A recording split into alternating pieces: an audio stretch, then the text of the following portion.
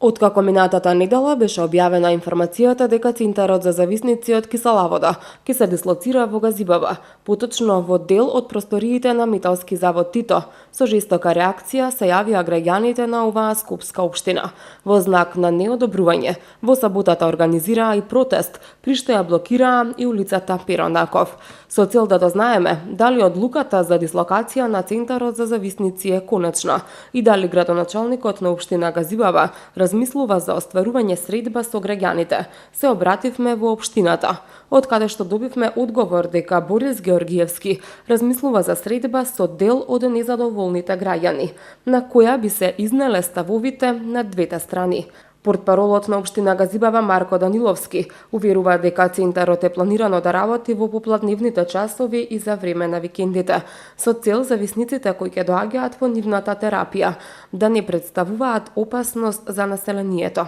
Ги прашавме општинарите и дали одлуката на Центарот е конечна, на што добивме одговор дека постои можност за преиспитување на истата, доколку не се најде неразбирање од страна на граѓаните. Колку за потсетување на територија на општина Газибаба, поточно во населеното место Идризово, во близина на казнено-поправната установа и во минатото постоел Центар за зависници, кој во моментов е напуштен.